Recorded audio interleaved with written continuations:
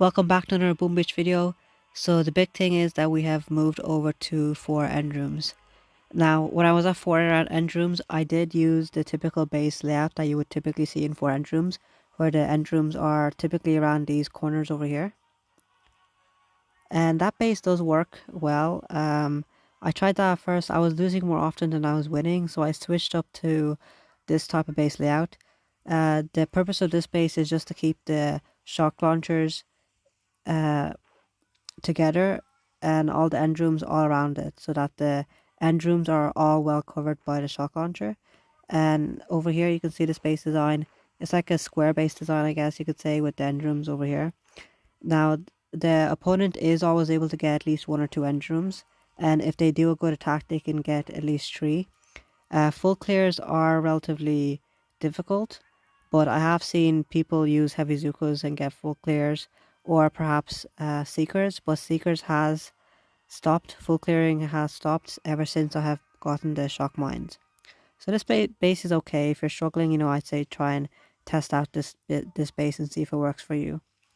I have moved all the buildings to closer to this ramp because I sort of want all the buildings to be attacking this ramp so that the opponent is not incentivized to attack over here. I want them to try and attack over here, because as they walk up this ramp, it will take them 5 or 6 seconds just to walk up the ramp, and that will just waste time for the opponent.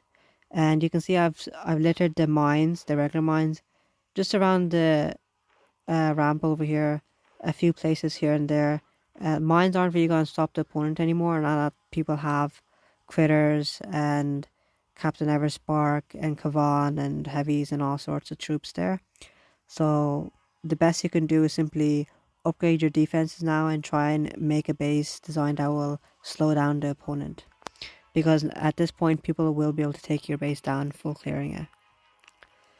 In terms of tech tree, we haven't really changed much back here.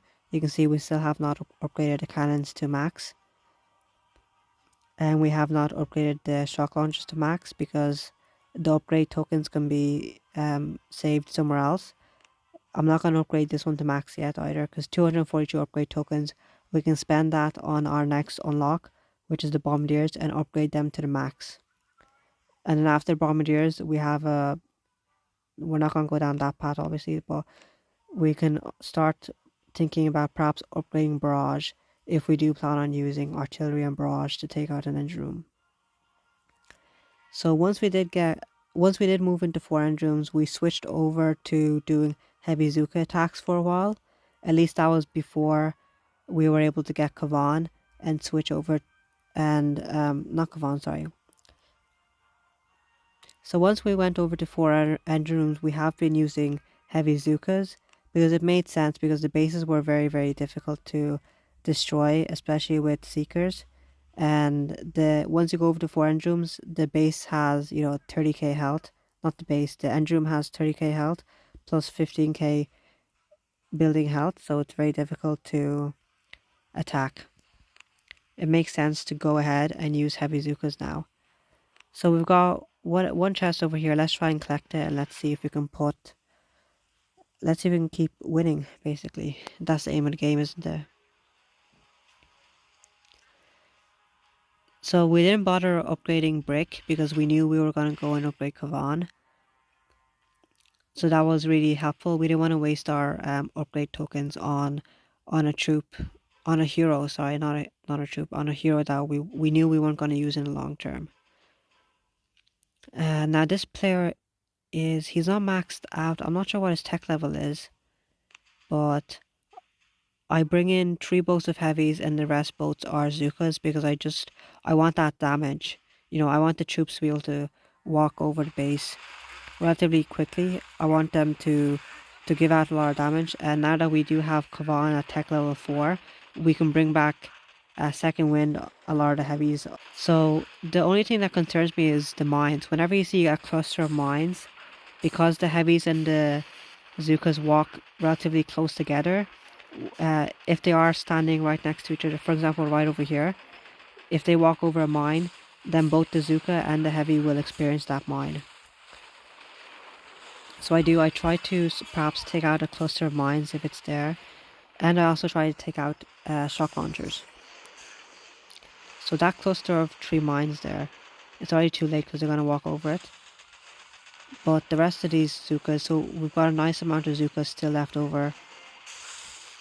And we will also try and do early flare as soon as we can.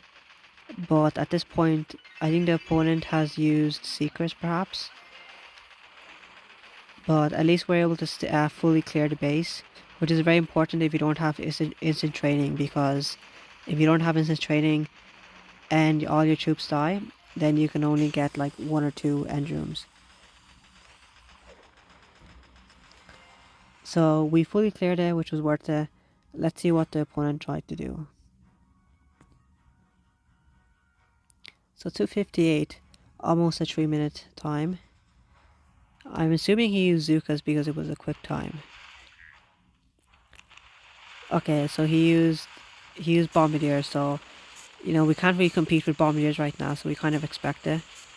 And he bartered out that end room over in the corner there. So yeah. So once we do get Bombardiers, then we can think about redesigning the base perhaps to go up against heavies and Bombardiers. Because at this point, I think this base is more protective against perhaps heavy Zookas and even anti-Seekers at this point. This base over here, I see that a lot of his buildings, he's got like 1, 2, like 3 layers of buildings there up on that ramp. So I think we'll try and go at the right hand side. And if we can position it just right, we might be able to get all his end rooms without having to destroy too many buildings. What I've experienced previously is that the Shock Blaster is a really formidable defense. So if you can, definitely take out the Shock Blaster. I've had 1 or 2 attacks before where the Shock Blaster just eats away at your troops and slowly destroys all your heavies. So the mistake he did there is putting the Shock Blaster together with the Shock Launcher, and I was able to take them both out. So some of his strongest buildings there I took out using just a couple of artillery, so that was really good value. I think we should get a nice time here. We will try and do a quick flare perhaps once we get the last 2 or 3 engines. So we're almost at the 2 engine mark, so we don't have shocks, so we still have to be careful. So we'll do a second wind over here. We've got a nice amount of Zookas still left over, but we do have to, let's take out the machine gun. Now we can, yep, okay, the opponent has retreated, nice. So that's the type of attacks that we can do and get all 4 of his engines. Unless the opponent has Bombardiers, he won't really be able to clear us too quickly. If they're still using Zookas and heavies or even Seekers, they will die.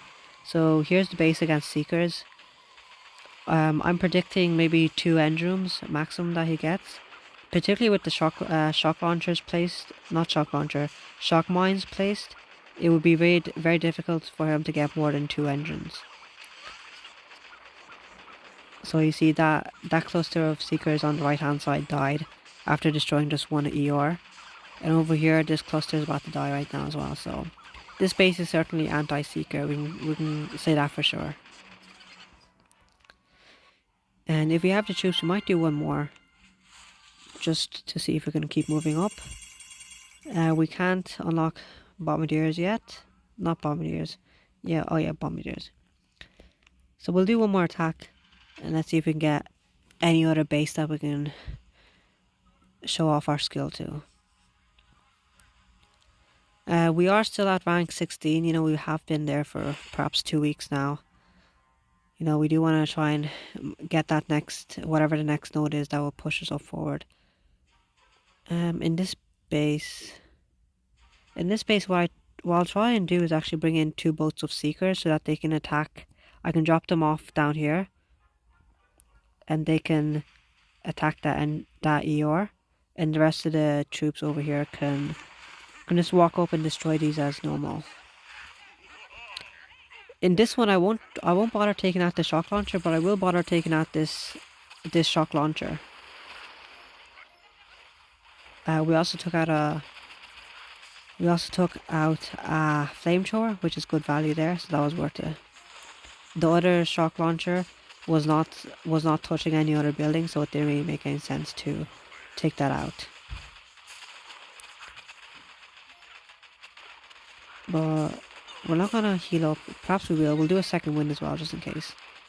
So we've got quite a lot of troops here. Kavan really does help make these attacks much easier, because without Kavan you can only get maybe 2 or 3 if you're really lucky.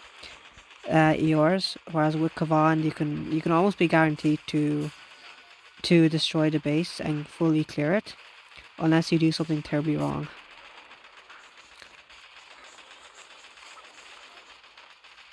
So I think at this point we will do a flare. So you saw there those Seekers took out that ER there, and we were able to come in with the army, flare to the last ER then, and destroy the base. 249 is not bad for a heavy Zooka attack. Opponent is using Captain Everspark, and finally the boom mine is on target and should destroy the Captain Everspark. So nice. So you see, this base is relatively difficult to free clear unless you do have bombardiers at this point, because with all the mines and shock mines and shock launchers placed strategically in the center of the base, it's very difficult. So we can try to do another one, because we do have the troops. We haven't lost a ton of troops. Do let me know in the comments, guys, how far you guys are getting along, what rank you guys are on, and maybe even what base design you guys are using. If you guys are 4 end rooms, you know, are you guys using this type of base layout where you have placed end rooms around the sides? Perhaps it is working for some people, perhaps it's not. We can have a discussion about it. But so far, my sort of 4 cluster base, it seems to be working more or less. You know, I think it's defending more often than it's losing. I haven't gone against too many players that have bombardiers, but I will, because I'm only 1 node away. So it's sooner or later I might have to change up my base layout, because I'll be going against people that do have bombardiers, and I'll be going against attacks that will attack me more often with bombardiers as well. But for right now, I'm going to stick to the base that I have. For this attack, let's take out that small cluster. I think we might also flare that last end room once we do have enough troops. Opponent has taken out the base very quickly. Yeah, I think that whoever that opponent is at this point, I think I might have to try and switch up the base if I do keep going against people that have bombardiers. So we lost a ton of Zookas there, but luckily with Kavan, who's still alive, we can do a second wind.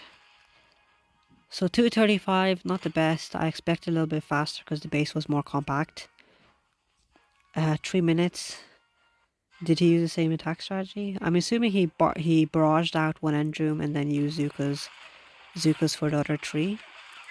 Yep, so it's another bombardier attack. So we're not going to be doing too well against bombardier's attack just yet. Tomorrow we will be on a level playing field, because I will have them as well. So not to worry too much. I'll just 2x it so you guys can see the bombardier attack. Interestingly enough, he probably doesn't have heavies unlocked. He's using the riflemen, and the riflemen go out pretty quickly. So you saw there he barrages out the furthest away end room and then just flares to the last end room. He completely bypasses all of our end rooms, not end rooms, our buildings over here. So clearly we do have to do something about that. So we'll switch it up once we do get bombardiers. So guys, that's the update. Don't forget to like and subscribe.